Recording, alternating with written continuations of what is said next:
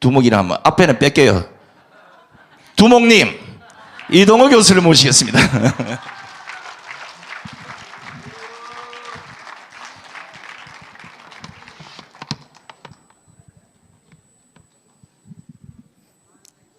목사님 오실 때까지 땜빵이니까요. 뭐 잠깐. 그런데 그 차별금지법에 대한 얘기를 좀 제가 잠깐 하고 넘어갈게요. 왜냐하면 그게 그냥 사람들이 잘 모르는데 이 명확하게 하면 지금 이제 이게 뭡니까 동성애하고 차별금지법이거든요. 이게 어디서 나왔냐면 맨 처음에 칼 막스에서 나옵니다. 막스가 가족, 그 다음에 사적 소유, 사적 소유라는 것은 우리가 지금 개인이 재산을 갖고 있는 걸 말합니다. 그 다음에 국가의 기원이라는 책이 있습니다. 이게 이제 막스가 죽고 난 다음에 막스의 친구인 엥겔스가 이거를 지금 이 책을 출판했거든요. 막스의 유고입니다. 죽은 다음에 발견된. 이 막스는 여기서 뭘 했냐면 이 사적 소유하고 반대되는 말이 뭡니까? 공산주의거든요. 공산주의에는 개인 재산 없습니다. 전부 다 국가 소유죠. 그래서 이 사적 소유를 없애는 게 공산주의 목표입니다. 그런데 막스가 생각해 보니까 이 공산주의로 가려니까 가장 큰 문제가 이 가족이라는 거랍니다. 가족이 내가 내 자식이 있으니까 내 재산을 애고 열심히 노력해서 재산을 물려주려고 합니다. 그래서 이 그러니까 재산을 소유하고자 하는 욕망이 가정에서 나온다고 봤어요. 막스가 잘 본 겁니다. 그래서 막스는 결국은 공산으로 가려면 이 가정을 없애야 된다고 생각했습니다. 그래서 러시아 혁명이 일어나고 가정부, 여성부라는 게 생겼어요. 근데 이때 콜론타이라는 여자인데요. 이 여성부 장관이 콜론타이라는 여자입니다. 잘생겼어요. 이 여자가 제 일성이 뭐랬냐면 앞으로 러시아에는 가정의 온기는 없어질 것이라고 이야기했어요. 왜? 사적 수를 없애야 되니까. 그러면 여러분, 가정 없애는 가장 좋은 방법이 뭘까요? 가정 없애라도 없어지지 않아요. 동성애예요. 그러니까 내가 부인과 결혼해서 내 아들이 있잖아요. 이게 가정이 되잖아요. 그럼 이 가정 없애려면 두 가지 하면 돼요. 여자는 여자끼리 결혼하고 남자는 남자끼리 서로 그리고 음탐하고 그다음에 또 하나는 뭐예요? 프리섹스하고 아무나 성관계에서 결국 누가 누구 애인지 모르도록 하는 거. 이게 가정이 없어지는 겁니다. 막스는 이걸 봤어요. 그러니까 이 동성애를 허용하고 그 다음에 동성애인이 예를 들면 이슬람이 이런 사람들 차별하지 말라라는 게 결국은 뭘 이야기하는 거냐면은 이 가족을 없애는 그리고 가족을 지탱하는 게 뭡니까? 기독교입니다. 그래서 동성애 차별금지법의 공격 대상은 뭐냐면 철저하게 교회입니다. 그리고 그 교회가 지탱하고 있는 가족이에요. 그러면 차별금지법을 하려면 누구랑 싸워요? 공산주의와 싸워야죠. 예배만 드린다고 됩니까? 지금 예배드리는 적이 누군지를 분명히 알아야죠. 그러면 지금 현재 대한민국의 공산주의는 누굽니까? 더불어민주당하고 이재명이에요. 그러면 걔들하고 싸우는 게 가장 정확한 거지. 걔들하고 싸우는 사람을 욕하는 건 그건 내가 볼 때는 거짓말장이들입니다. 거짓말장이에요. 이게 어디서 나왔냐고요. 공산주의에서 나왔고. 그리고 이걸 하는 놈들이 누굽니까? 국민의힘입니까? 더불어민주당이잖아요. 그럼 걔들하고 누가 가장 철저히 싸웠나? 여기 계신 여러분들 아닙니까? 이걸 교구생이라고 욕하다니 이 정신 나간 머저리 같은 놈들. 제가 오늘 이 이야기를 하려고 한 건 아니고요. 이거를 정확하게 아셔야 돼요. 그래서 이 동성애 지금 차별금지법에 교회가 화를 나긴 하는데 이게 공산당의 전략입니다. 공산당의 전략이라는 걸 알고 여러분들이 교회가 적이 누군지를 분명히 알아야 될 거 아닙니까? 그 다음에 지금 목사님 오시기 전이니까 대한민국에서 어떻게 탄핵들이 진행될 것인가 한번 제가 좀 보겠습니다. 앞으로 지금 제가 알기에는 지금 이 11월 2일 날 민주당이 나옵니다. 11월 9일 날 드디어 민노총을 비롯한 전국 민중연대가 나옵니다. 이게요, 2016년도에 탄핵 직전에요, 민중총궐기 투쟁본부라고 있습니다. 얘들이 중심이 돼서 나중에 어디로 바뀌었냐면 박근혜 탄핵 국민행동으로 바뀌었어요. 이들이 탄핵의 실제 주체예요. 민주노총하고 온갖 주사파들 다 여기 모여 있어요. 이들이 지금 나온답니다. 그러면 우리는 2016년도에 탄핵 어떻게 되는지를 봐야 이들이 지금 어떻게 탄핵할 건지를 우리가 그 목지점을 알 수 있을 겁니다. 여러분, 저들은 지금 이제 선동하고 있을 텐데 저들의 거짓 선동을 가장 잘 막는 방법이 뭔지 압니까? 미리 길목에 걔들 가는 길에 딱 지키고 앉아서 우리 국민들에게 얘들은 이럴 겁니다. 얘들은 이럴 겁니다. 미리 폭로하는 겁니다. 쟤들은 저런 식으로 속여왔고 앞으로도 이렇게 속일 겁니다라고 폭로하는 거예요. 그래서 오늘 지금 쟤들이 어떻게 우리를 속여, 지금요 속이는 건 많습니다. 지금 뭐 여러 이야기 나오죠. 명태균 이야기도 나오고 오늘 뭐 저거들끼리 예를 들면 당대표나 그 대통령이요 다 합니다. 누구 보내라. 야 어떠나. 그러면 그건 안 됩니다 하고 이거 왔다 갔다 해요. 이재명은 맨날 다 정성화한테 지시하고 하잖아요. 그게 당의 일입니다. 누구를 공천할 것인가 의논하고. 근데 지금 명태균 가지고 무슨 뭡니까 그 뭐 대통령이 거기에 개입했다고. 공천은 사실도 없지만 공천에 개입하고 그 다음에 김건희가 개입했다고. 또 김건희가 뭡니까 그 영적인 대화를 나눴다. 요게 누구 이야기인 줄 압니까? 기독교인들을 대상으로 지난번 똑같은 얘기가 있었어요. 뭐가 있었습니까? 박근혜 대통령이 누구요? 무당 굿했다고 했잖아요. 그러니까 애들 굶어 죽는 사이에, 애들 물에 빠져 죽는 사이에 무당 굿했다 그랬잖아요. 그때 누가 가장 많이 박근혜 지지를 철회했을까요? 기독교인들이에요. 제가 그때 이 교회 말고 다른 교회 다니고 있었는데 그 이야기가 나오고 그날 교회에 권사님들이 아이고 하더라고요. 야 이거 큰일 났다. 박근혜 당하겠다. 지금 대한민국에 진행되는 주사파들의 전복전을 좀 알아야 됩니다. 넘겨보세요.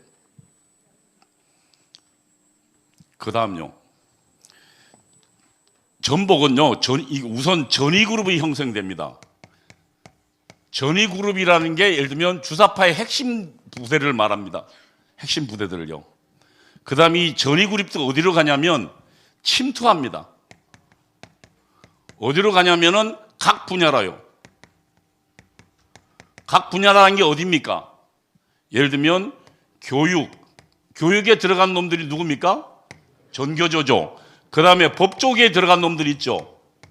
예? 민변 같은 것들이죠. 그 다음에 방송계에 들어갔잖아요.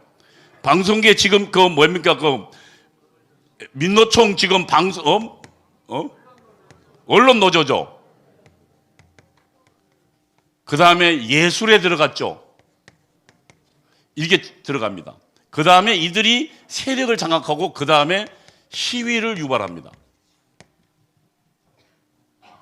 어떤 시위 유발했습니까? 한번 볼까요? 우리 대한민국에서 들어간 애들 먼저 그 다음 넘어가 보세요. 아예 정치권도 들어갔죠? 아예 저 때는 청와대를 장악했으니까 그 다음 보세요. 그 다음요. 침투된 전위 세력에 의해서 대규모 시위를 유발합니다. 그 다음에 이 시위가 격화되거나 사람이 죽으면 시체를 들고 나옵니다. 안 그러면요, 대구 폭동 때는 쟤들이 없는 시체를 아예 영안실에 가서 시체를 탈취해가지고 죽였다고 들고 다녔습니다. 사람들을 격동시키기 위해서요. 이게 지금 대규모 시위를 위해서. 그 다음에 어디로 가냐? 그 다음에 전복으로 갑니다. 이 과정을 거칩니다. 전위그룹이 각 분야에 침투하고 시위를 유발하고 그리고 전복전으로 나갑니다. 지난번 2016년도 여기에 당했습니다. 한번 보세요. 다음요. 이게 2002년도입니다. 미선희 효순이 사건이에요.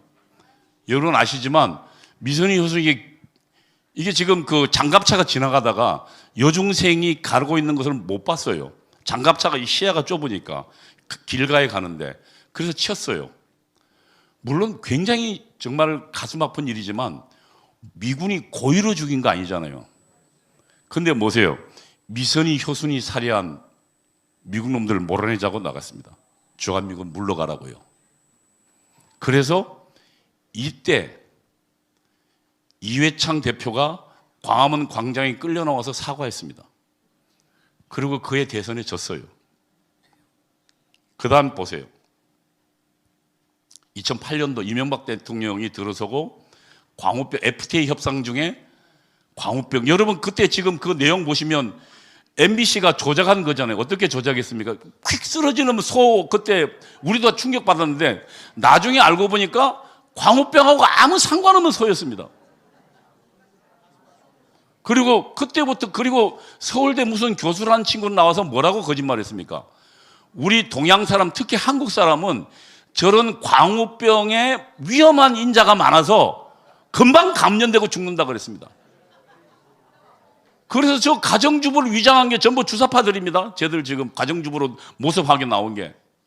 그리고 쟤들이 마을 곳곳에 프랭카드를 붙였습니다. 그리고 여중생들은 뭐라고 했습니까? 뇌송송 구멍탕 나 죽기 싫어요 했습니다. 막 출발한 이명박 대통령은요 1년간 아무것도 못했습니다. 그런데 그 후에 저 광우병으로 죽은 사람 있습니까? 전 세계에 한 명 있어요? 없어요. 그리고 내가 알기에는 광우병서 위험하다고 먹지 말라고 한 놈들 민주당 놈들 저거 자식 다 미국 보내서 가장 잘 처먹고 있어요.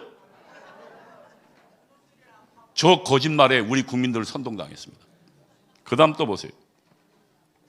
세월호 사건. 여러분 저 배 넘어가는 거 보고 정말 가슴 아팠죠.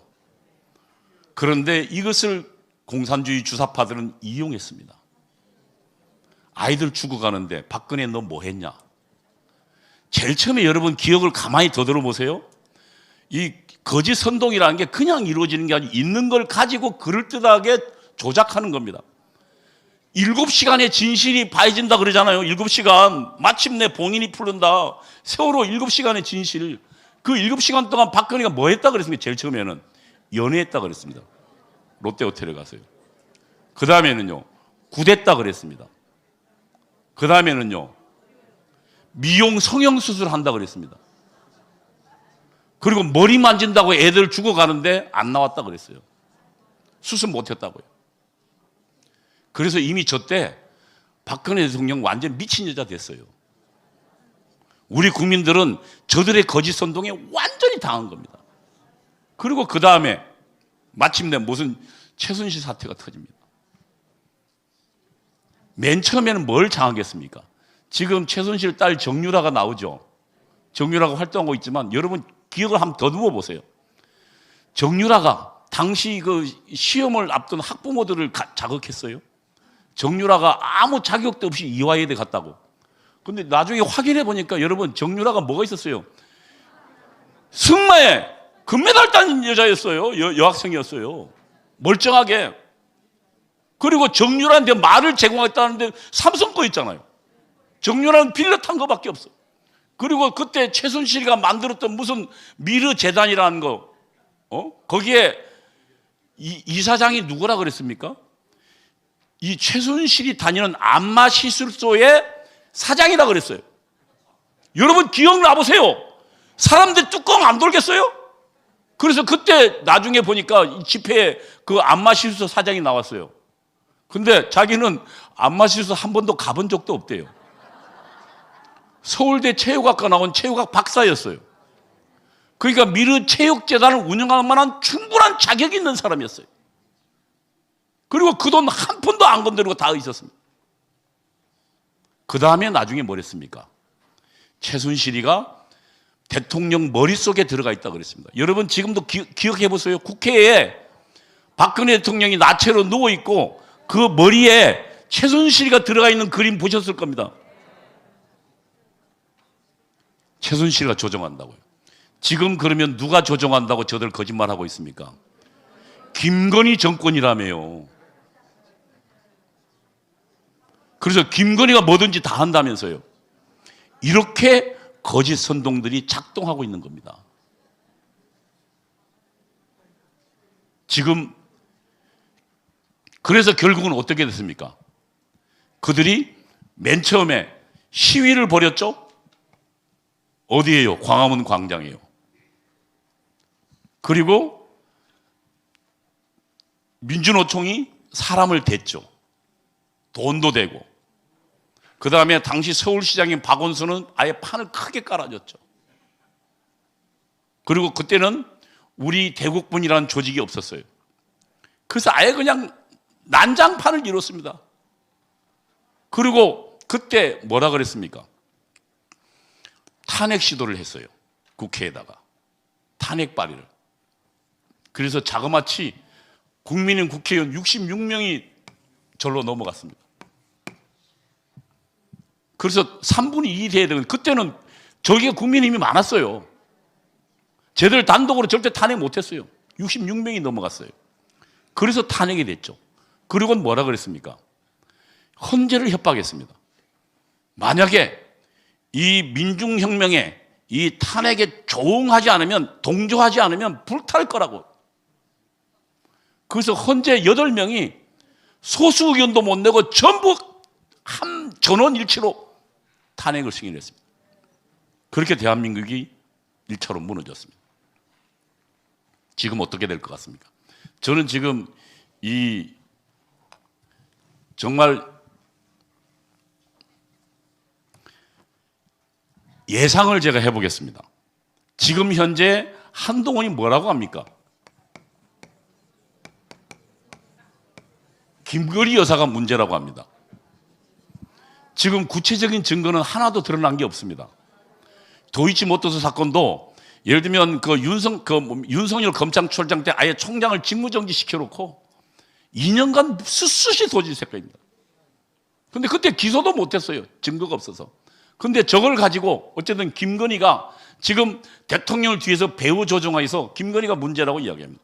악마화에는 성공했습니다.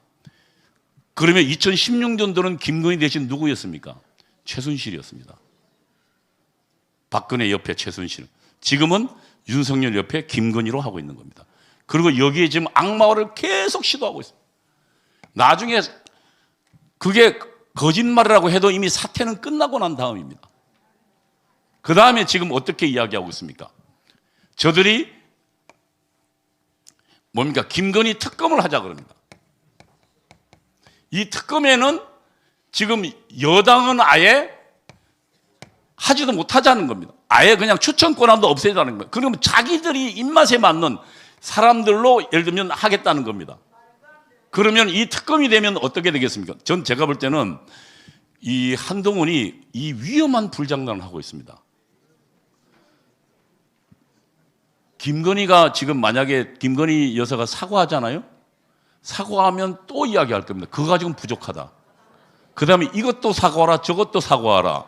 그래서 뭐예요? 결국에는 사과로 나오는 순간 너는 감옥 가야 된다고 이야기할 겁니다. 특검하자고 이야기할 겁니다.